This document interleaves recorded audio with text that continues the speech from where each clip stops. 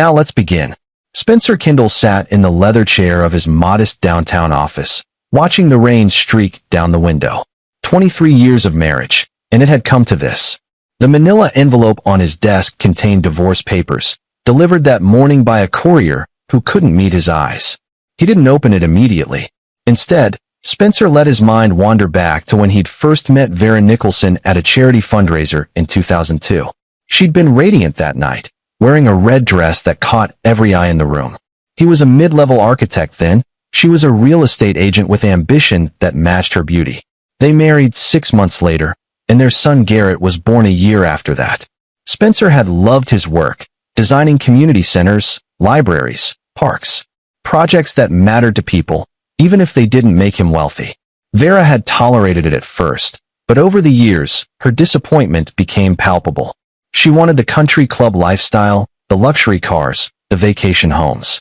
Spencer provided a comfortable life, but it was never enough. The real fracture came when Garrett turned 18.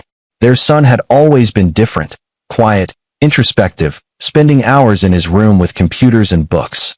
Vera called him lazy, a failure, an embarrassment. When Garrett dropped out of college after one semester, she'd screamed at Spencer for hours, blaming his mediocre genes for producing such a useless child. Spencer finally opened the envelope. As he read through the petition, his jaw tightened. Vera wasn't just asking for a divorce. She was demanding everything. The house in Riverside Oaks, the savings accounts, both cars, his retirement fund. And there, in cold legal language drafted by her attorney Catherine Wolfe, was the clause that made his blood run cold. Petitioner seeks full custody of all marital assets. Respondent may retain custody of the couple's adult son, Garrett Kindle, as petitioner claims no financial responsibility for said dependent. She didn't want their son. She was treating him like a piece of unwanted furniture. Spencer's phone buzzed. It was a text from Garrett. "Dad, I heard. Are you okay?" He typed back. "I'm fine. Don't worry about anything." 3 dots appeared, then disappeared. Garrett knew better than to push when his father said he was handling something. The first meeting with his lawyer, Nelson Acevedo, happened 2 days later. Nelson was a bulldog of an attorney, 55 years old with silver hair and a reputation for destroying opposing counsel. "Spencer, I've reviewed everything," Nelson said, spreading documents across the conference table. "This is one of the most aggressive divorce filings I've seen. She's not entitled to half of this. Your business, the intellectual property from your designs, your personal accounts. We can fight this." Spencer shook his head. "I don't want to fight." Nelson's pen stopped mid-note. "Excuse me. Give her what she wants." "Spencer, she's asking for 90% of everything you've built. The house alone is worth $1.2 million. Your retirement fund is. I know what it's worth." Spencer's voice was calm, almost eerily so. "Give her the house, the savings, the cars, everything. I'll sign whatever needs to be signed." Nelson leaned back, studying his client with the intense gaze of someone trying to diagnose insanity. "You're going to walk away with nothing? What about Garrett? What about your future?" "Garrett will be fine. Better than fine." Spencer met his lawyer's eyes. "Trust me on this, Nelson. Just draw up the paperwork agreeing to her terms. I want this done in 30 days. 30 days? Spencer, these things take months, sometimes years. Her lawyer wants it fast. Vera wants it fast. So let's give them fast." Spencer stood, buttoning his jacket. "Do we have an understanding?" Nelson sighed, recognizing the steel beneath his client's quiet demeanor. "You're the client. But Spencer, I hope you know what you're doing." "I do," Spencer said. And for the first time in days, he smiled. The news spread through Vera's family like wildfire. Her brother Raymond Nicholson called her that evening, his voice incredulous. "He's just giving you everything? Just like that?" Vera was at her sister Marion Bender's house, celebrating with champagne. Marion's husband Brad Rhodes, a stockbroker, was equally amazed. "The guy must be even more spineless than you said." "I told you," Vera said, refilling her glass. Spencer never had a backbone. He spent 23 years designing playgrounds and parks for ungrateful communities instead of pursuing real money. "This is exactly what I expected." Marion raised her glass. "To your new beginning. And to Spencer keeping that disappointment, Garrett. At least you won't have to explain to people why your son still lives in your basement at 24. They all laughed. Vera felt a surge of satisfaction. Catherine Wolfe had warned her that Spencer might fight, that most men would drag out a divorce to maintain control or seek revenge. But Spencer was proving to be exactly what she'd always known him to be, weak. "What are you going to do with all that freedom?" Raymond asked. Vera smiled secretively. She hadn't told her family yet about Clinton Hudson, the developer she'd been seeing for 6 months. Clinton was everything Spencer wasn't: aggressive, wealthy, powerful. He owned half the commercial real estate in the downtown corridor. Once the divorce was final, she planned to move in with him. "I'm going to live the life I should have had all along," Vera said. Spencer sat across from Garrett in a quiet diner on the edge of town. His son looked older than his 24 years, with the same thoughtful eyes Spencer saw in the mirror every morning. "You don't have to do this, Dad," Garrett said quietly. "I can." "You can what?" Spencer interrupted gently. "This isn't your fight, Garrett. It never was. She's taking everything you worked for." "Is she?" Spencer took a sip of his coffee. "Son, let me tell you something I learned a long time ago. The things you can touch, the things you can put in a bank or park in a garage, those aren't the things that matter. What matters is what you build inside yourself, what you create that can't be taken away." Garrett was quiet for a moment. "She really doesn't know, does she?" "No. And that's her mistake, not ours." Spencer leaned forward. "How's the Singapore acquisition going?" "Signed yesterday. We finalized the Tokyo expansion last week. The board wants to accelerate the European rollout." Garrett's voice was casual, discussing billion-dollar deals the way other people discussed grocery shopping. Spencer felt a surge of pride. For years ago, when Garrett had dropped out of Northwestern, Vera had called him a failure. What she didn't know, what she'd never bothered to discover, was that Garrett had dropped out because a venture capital firm had offered him $50 million for the data analytics software he'd developed in his dorm room. While Vera had been attending charity galas and complaining about their mediocre lifestyle, Garrett had been building an empire. He'd invested that initial $50 million into 3 startups that had all gone public. He'd developed 2 more proprietary algorithms that Fortune 500 companies paid millions to license. At 24 years old, Garrett Kendall was worth $3.2 billion.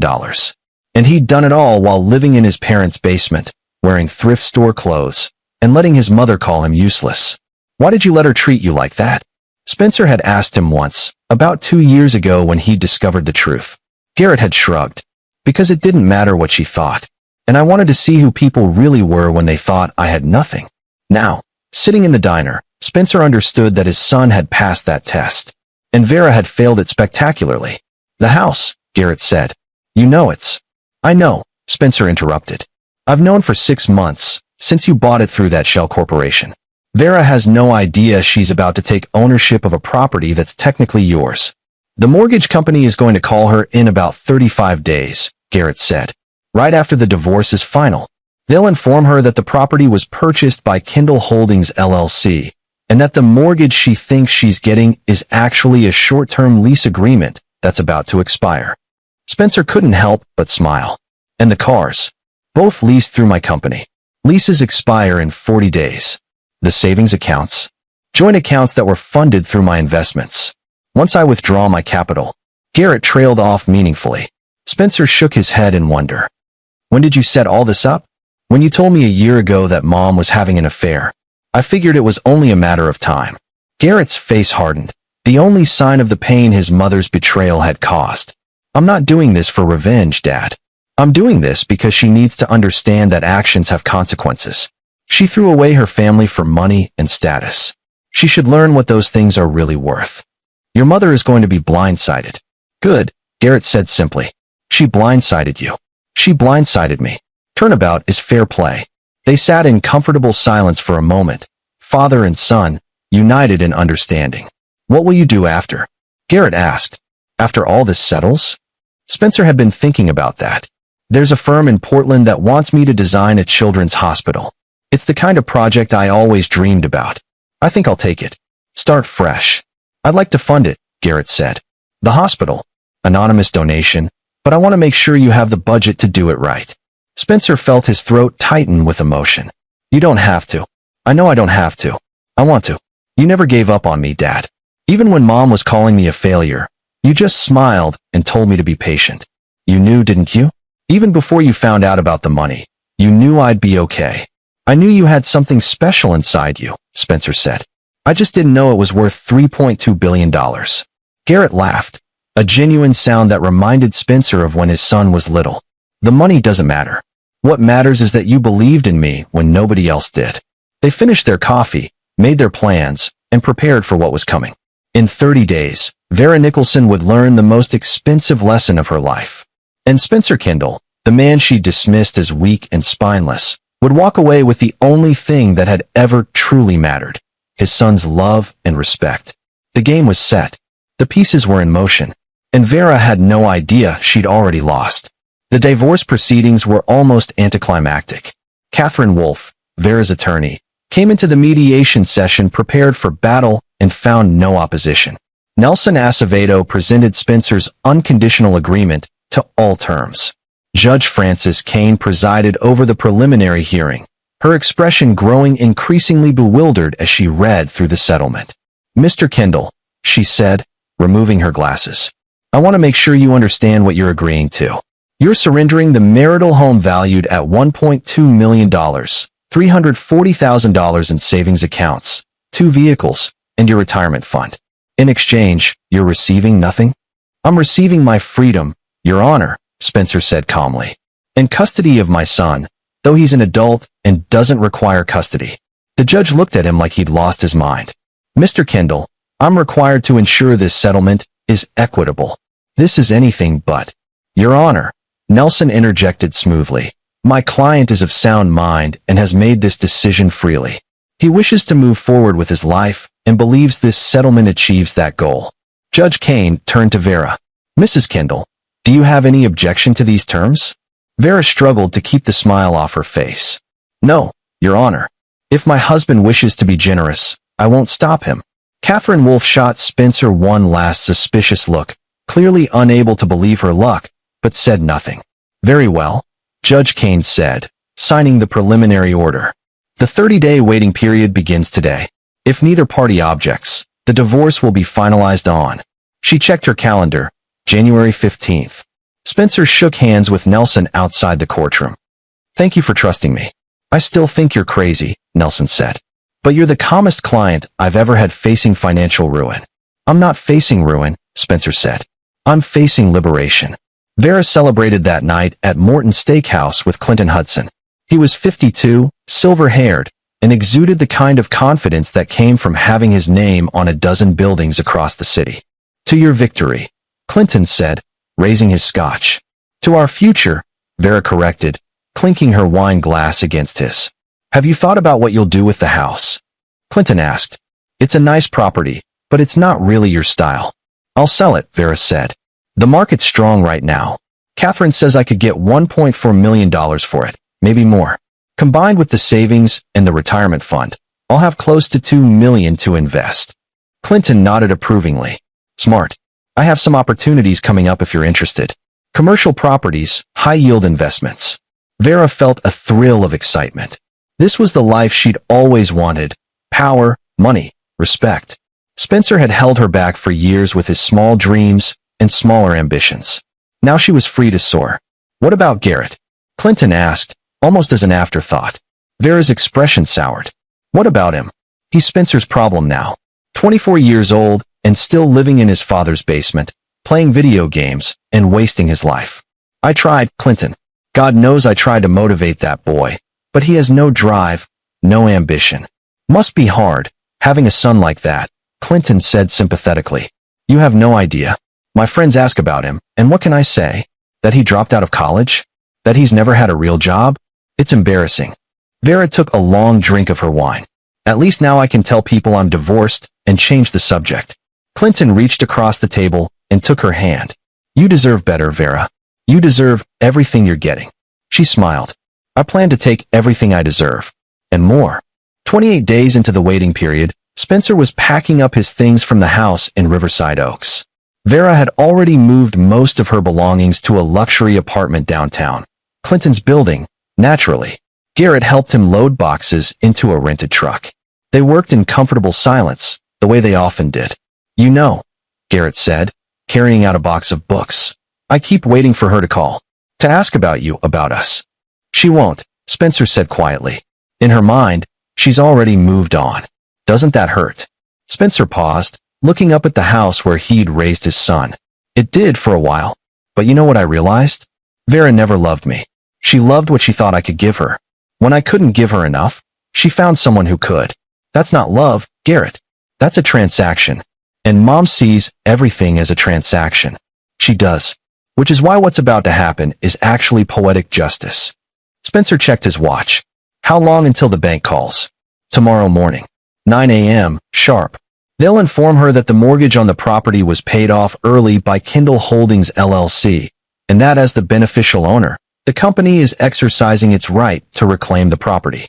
She'll have 30 days to vacate. And the cars. The lease company will contact her tomorrow afternoon. Both vehicles need to be returned immediately as the lease agreement has been terminated by the lessee, which is my company. The savings accounts. Garrett's smile was cold. Those are the best part. The accounts were set up as investment vehicles with my capital as collateral.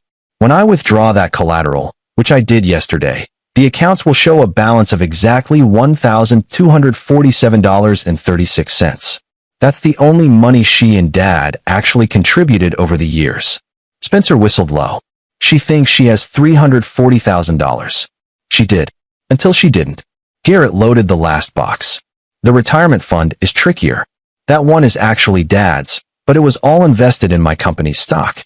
When I take the company private next week, that stock will be worthless to external holders.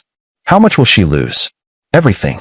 By the end of January, Vera Nicholson will have exactly $1,247.36. No house, no cars, and no prospects. Garrett's voice was matter-of-fact, without malice but without pity either. And Clinton Hudson? Garrett's smile widened. Did I mention I just became the majority shareholder in Hudson Properties? Hostile takeover, all legal. I'm planning some significant restructuring. Starting with Clinton himself. Spencer stared at his son. You bought his company? I bought controlling interest. Turns out Clinton was leveraged to the hilt, making risky deals to maintain his lifestyle. When I offered his shareholders 30% above market value, they couldn't sign fast enough. Garrett shrugged. First order of business next week. Fire the CEO for violation of company ethics policies. Specifically, misappropriation of company resources for personal relationships. You're going to destroy him. I'm going to hold him accountable. There's a difference. Garrett's eyes hardened. He knew she was married, Dad. He pursued her anyway, helped her plan this divorce, probably encouraged her to take everything. He's not innocent. Spencer pulled his son into a tight hug. When did you become so formidable? I learned from watching you, Garrett said. You taught me that real strength isn't loud. It's patient. It waits. And then it acts decisively. The call came at 9:03 a.m. on January 15th. Vera was in Clinton's apartment, having coffee and browsing real estate listings on her tablet. The divorce had been finalized the previous day. Everything she'd wanted was now legally hers. Her phone rang. Unknown number. She almost didn't answer, but something made her pick up. Mrs. Kendall? This is James Morrison from First National Bank. I'm calling regarding the property at 4782 Riverside Oaks Drive. Yes. Vera's voice was impatient. She had meetings scheduled with Catherine Wolfe about selling the house. Ma'am, I'm afraid there's been a significant error in the divorce settlement. The property in question is not actually owned by you or your ex-husband. It's owned by Kindle Holdings LLC, a private corporation. Vera's coffee cup paused halfway to her lips. That's impossible. That house has been in my name for 18 years. I'm afraid not, ma'am. The property was purchased by Kindle Holdings LLC 6 months ago. The previous mortgage was paid off in full. You and Mr. Spencer Kendall were listed as leaseholders, not owners. The tablet slipped from Vera's hand, clattering onto the marble floor. What are you talking about? I just got that house in my divorce settlement. Ma'am, you cannot be awarded ownership of a property you don't own. Kindle Holdings LLC is the legal owner, and they've notified us that your lease agreement has been terminated. You have 30 days to vacate the premises. Who is Kindle Holdings? Vera's voice was rising, panic creeping in. That's confidential information, ma'am. You'll need to speak with your attorney. Vera ended the call with shaking hands. Before she could process what she'd heard, her phone rang again. Different number. Mrs. Kendall? This is Superior Auto Leasing. We're calling about the two vehicles registered under your name, the Mercedes S-Class and the Range Rover. What about them? Both lease agreements have been terminated by the lessee, effective immediately. We need to arrange pickup of both vehicles today. You can't just take my cars. Ma'am, they're not your cars. They're leased vehicles, and the leaseholder has terminated the agreement. We can schedule a pickup time, or you can deliver them to our lot by 5 p.m. today. Vera screamed and threw her phone across the room, where it shattered against Clinton's expensive wallpaper. Clinton emerged from his bedroom, tying his robe. What the hell is going on? The house, it's not mine. The cars, they're taking them back. This doesn't make sense. Vera was pacing now, her perfect composure cracking. I need to call Catherine. I need to. Her laptop was still open on the counter. She pulled up her bank account to check the savings. Maybe she could use that money to fight this, to hire better lawyers, to fix whatever had gone wrong. The screen loaded. Checking account balance. $1,247.36. Vera stared at the number, certain it was a mistake. She refreshed the page. Same number. She logged out and logged back in. $1,247.36. No, she whispered. No. There was $340,000. I saw it. Catherine verified it. She called the bank, was transferred 3 times, finally got a manager who explained in bureaucratic language that the accounts had been investment vehicles with collateral that had been withdrawn, and that the remaining balance represented only her personal contributions over the years. But where did the money go? Vera screamed into the phone. The collateral was withdrawn by the account's primary investor, ma'am. It was all legal and properly documented. Who was the investor? Kindle Holdings LLC, ma'am. Vera ended the call. Her hands were shaking so badly, she could barely hold the phone. She looked up at Clinton, her face pale. It's gone. All of it. The house, the cars, the money. All of it. Clinton's face had gone carefully neutral. That's impossible, Vera. Catherine Wolfe said the settlement was ironclad. Apparently nothing was mine to begin with. Vera's voice cracked. Who is Kindle Holdings? Who owns it? Clinton's phone rang. He looked at the screen, and his face went white. I need to take this. He stepped into his bedroom, closing the door. Vera could hear his voice rising, then falling to urgent, pleading tones. 5 minutes later, he emerged, his face ashen. I've been fired, he said quietly. What? Hudson Properties was acquired. Hostile takeover. The new majority shareholder just terminated me for ethics violations and misuse of company resources. Clinton sank onto the couch, looking 20 years older. I'm ruined. They're going to audit every deal I've made in the last 5 years. Vera, I've been playing loose with the books, using company money for personal expenses. If they find out. Vera felt the room spinning. Who bought your company? The paperwork says Kindle Holdings LLC. The name hit Vera like a physical blow. Kindle? As in, Spencer's Kindle. How could Spencer afford to buy my company? He's an architect who makes maybe $90,000 a year. Clinton shook his head. This doesn't make sense. But Vera's mind was racing, pieces falling into place with horrible clarity. Kindle Holdings. The house. The cars. The savings. All connected to that company. All connected to the Kindle name. Garrett, she whispered. What? Our useless son, Garrett. Vera's voice was hollow. Oh my God. It's Garrett. She grabbed her laptop and did what she should have done years ago. She Googled her son's name. The results made her physically ill. Garrett Kindle, CEO of Kindle Holdings LLC, valued at $3.2 billion. Tech entrepreneur Garrett Kindle acquires Singapore data firm. Billionaire Garrett Kindle, 24, named to Forbes 30 under 30. There were photos.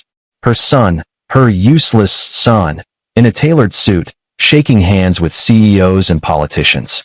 Her son at charity galas, at tech conferences, at shareholder meetings. Her son, who she'd called lazy and worthless, was worth more than everyone she knew combined. And she'd just given him up in the divorce like he was a piece of broken furniture. Oh God, Vera moaned, clutching her stomach. Oh God, what have I done? Clinton was reading over her shoulder, his face growing paler with each article. You said he was a failure. You said he lived in their basement playing video games. He did. He does. I mean he. Vera's voice trailed off as she remembered. Garrett in his room for hours, which she'd assumed was gaming but could have been working, building companies. making billions. The coffee table was covered in printouts from her research, each one a dagger to her heart. Garrett had built his fortune quietly, deliberately staying out of the spotlight. Most of his companies were privately held. He gave to charity anonymously. He lived modestly. He'd hidden in plain sight, and she'd been too blind and too arrogant to see what was right in front of her. A new thought struck her with the force of a truck. Spencer knew. That son of a bitch knew. What? Spencer knew about Garrett. That's why he gave me everything so easily. He knew it was all Garrett's money, Garrett's property. He knew I was taking nothing. Vera's laugh was edged with hysteria. He played me. They both played me. Her phone, Clinton's phone, since she'd destroyed hers, rang. It was Catherine Wolfe. Vera, we need to talk. I just received notification that the divorce settlement is being challenged. Kindle Holdings LLC is claiming that all marital assets were actually company property that was fraudulently included in the settlement. Can they do that? Vera's voice was desperate. If they can prove ownership, which they apparently can, then yes. Vera, who is Kindle Holdings? The documentation is bulletproof. These aren't amateurs. It's my son's company, Vera said flatly. Silence on the other end. Then, your son? The one you said was unemployed. Turns out he's a billionaire. Oops. Vera's voice broke. Catherine, fix this. Please. There has to be something. Vera, you signed away custody of your son. You publicly stated he was a financial burden. You took assets that apparently belonged to him. If he wanted to, he could probably sue you for fraud. Catherine's voice was grim. My advice. Get your own lawyer, because I can't represent you in this. It's a massive conflict of interest. The call ended. Vera sat in Clinton's expensive apartment, surrounded by the wreckage of her carefully constructed life, and finally understood what she'd done. She'd traded a son worth billions for a house worth millions. She'd abandoned the only person who had real value in pursuit of things that were worthless. And Spencer, the man she'd dismissed as weak and spineless, had let her do it. He'd smiled and signed the papers and let her walk straight into the trap. 30 days. It had taken 30 days for her entire world to collapse. Spencer sat in a coffee shop in Portland, sketching preliminary designs for the children's hospital. Sunlight streamed through the windows, and for the first time in years, he felt at peace. His phone rang. Garrett. How's Portland? His son asked. Beautiful. The hospital board loves the initial concepts. We break ground in March. Good. I wired the funding this morning. 50 million, anonymous donor. Should be enough to do it right. Spencer smiled. More than enough. How are things on your end? Interesting. Mom's been calling. 23 times in the last 2 days.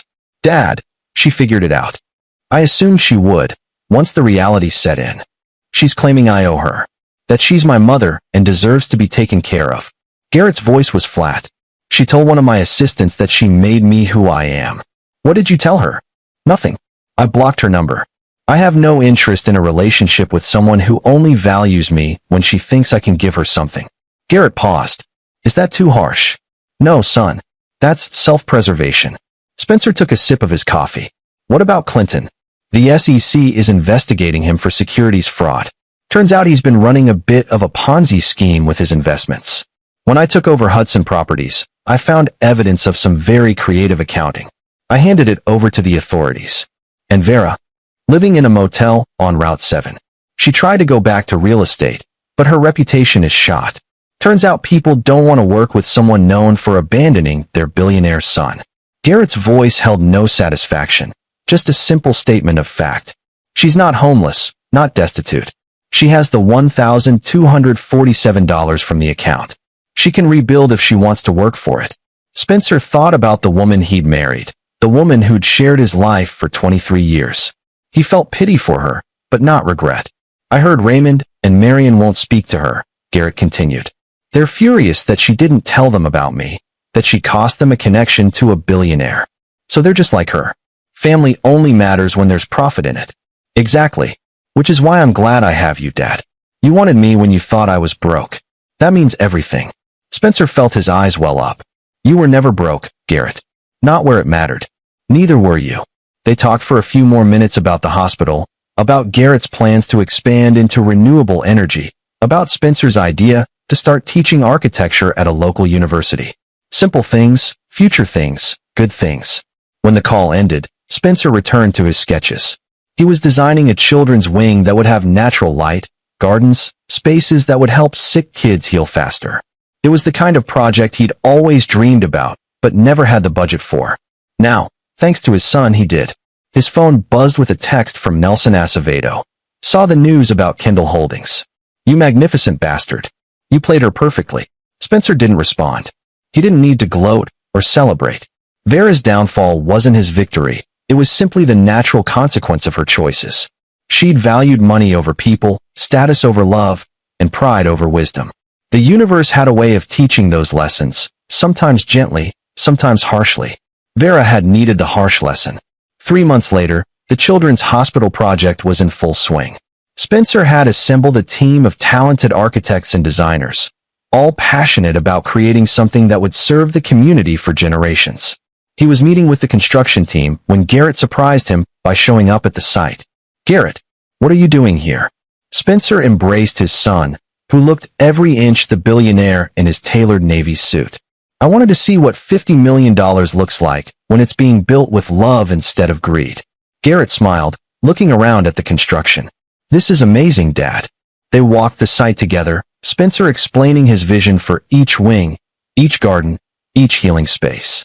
Garrett listened with genuine interest, asking questions that showed he really understood what his father was trying to create. "You know," Garrett said as they stood looking at the foundation for the main building, "Mom called me again last week." Spencer's face tightened. What did she want? "To apologize," she said.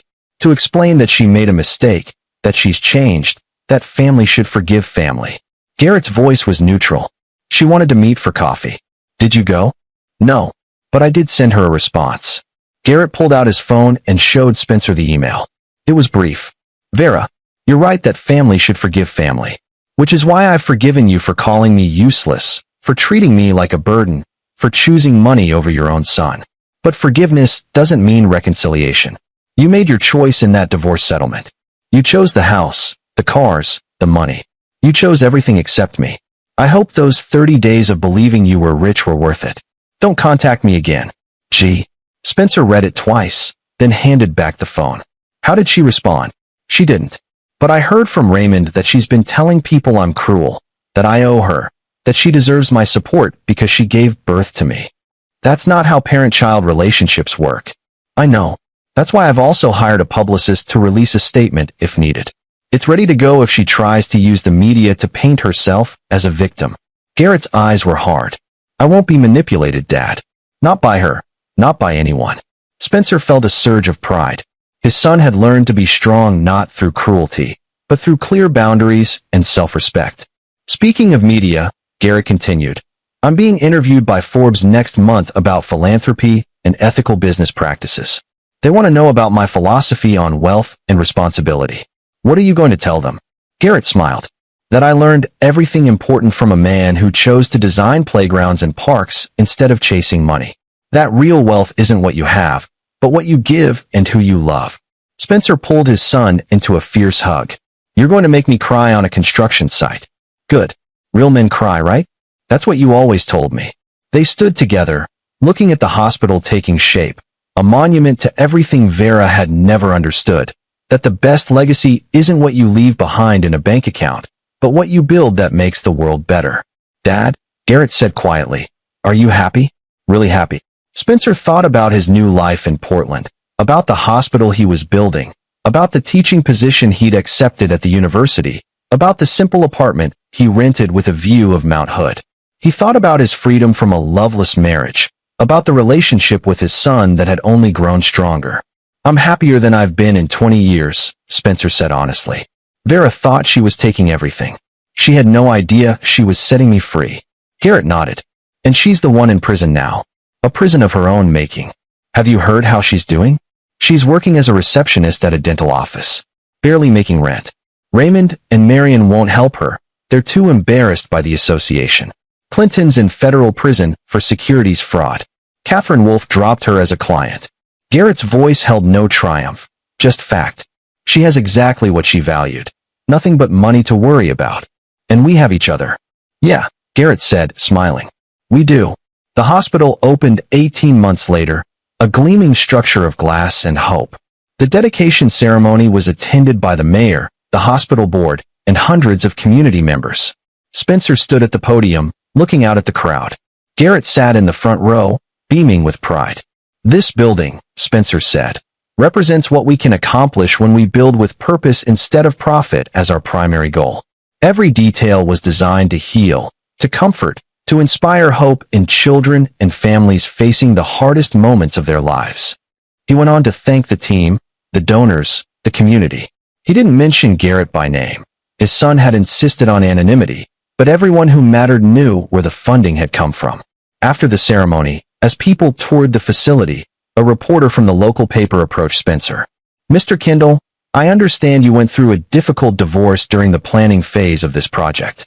How did you maintain focus during such a challenging time?" Spencer smiled. "Divorce taught me to focus on what's real and lasting. Buildings, money, possessions, those things come and go. But the impact you make on people's lives, the love you share with those who matter, that's forever. Do you have any regrets?" "About the divorce? No.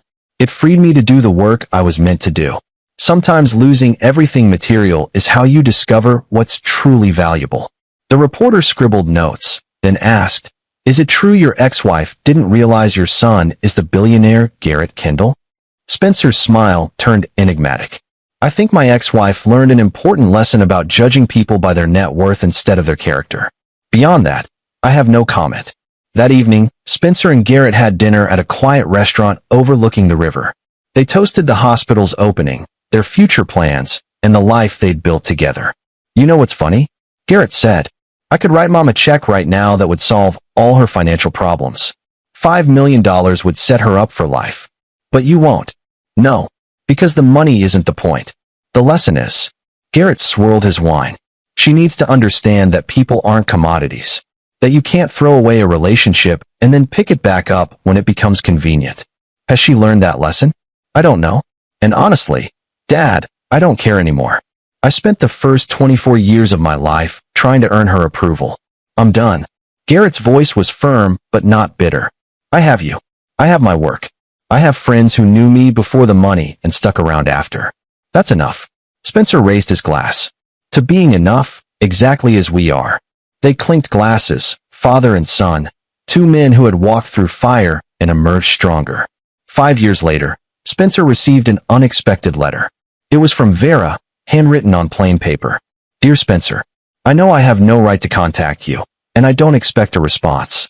I'm writing because my therapist suggested it might help me find closure.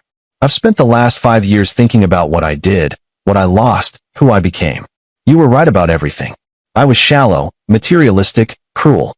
I treated our son like he was worthless, and I threw away a man who loved me for things that never mattered. I'm not writing to ask for forgiveness or for money.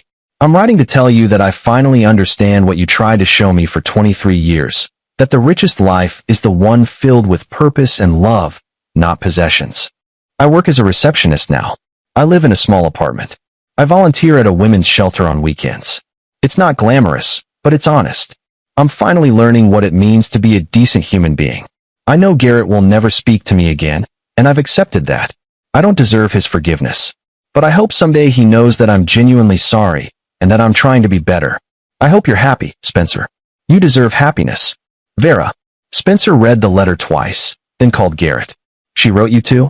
Garrett asked. "You got one?" "Yeah, practically identical. Very therapy speak, lots of I've changed language." Garrett paused. "What do you think? Is it real?" Spencer thought about the woman he'd married, the woman who destroyed their family for money and status. He thought about the 5 years that had passed, the time that could change people if they let it. "I think people can change," Spencer said slowly. "I also think change doesn't erase consequences. She's living the life her choices earned her. That's not cruelty, it's justice." "So you won't respond?" "No. Will you?" "No," Garrett said firmly. "She made her bed. She can lie in it. That's the lesson." Spencer agreed. He burned the letter that evening, watching the paper curl and blacken in his fireplace. Some doors, once closed, should stay closed. 10 years after the divorce, Spencer sat in his university office, grading student projects. At 68, he was still teaching, still designing, still finding joy in creating spaces that served people. There was a knock on his door. A young woman stood there, nervous. Professor Kendall? I'm Melissa Raymond. I'm your niece. Vera's brother Raymond's daughter. Spencer studied her. She had Vera's eyes, but a softer face, an openness that Vera had lost long ago. Please, sit down. Melissa sat, wringing her hands. I know this is awkward. My family doesn't talk to Aunt Vera anymore, and I know there's bad blood between you all. Why are you here, Melissa? Because I'm getting my architecture degree, and you're the reason why. She pulled out a worn folder. When I was 13, my dad took me to see the children's hospital you designed. It was the most beautiful building I'd ever seen. I asked my dad who made it, and he said you did. Spencer felt a lump in his throat. He also told me you were a failure, that you'd wasted your life on small projects instead of chasing money. But I looked at that hospital, Professor, and I thought, if that's failure, I want to fail exactly like that. Melissa smiled through tears. You changed my life that day, and I wanted to thank you. Spencer came around the desk and hugged his niece. You have no idea how much that means to me.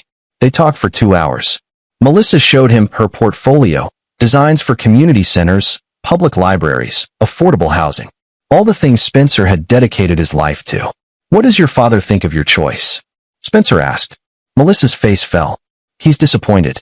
He wanted me to go into commercial development, make real money. He still doesn't understand that some things matter more than profit. Then he hasn't learned anything in 10 years. No, but I have. Melissa looked directly at Spencer. Aunt Vera lost everything chasing money. My dad is miserable even though he's wealthy. And you're happy, really happy, even though you never got rich. I did get rich, Spencer corrected gently. Just not in the way your family measures wealth. As Melissa left, promising to stay in touch, Spencer felt a surge of gratitude. Vera's choices had created ripples that spread far beyond her own life.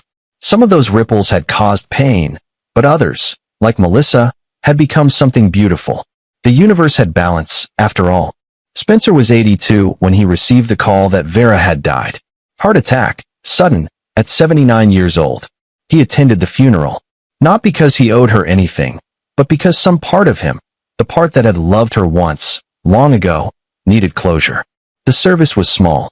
Raymond and Marion were there, older and grayer.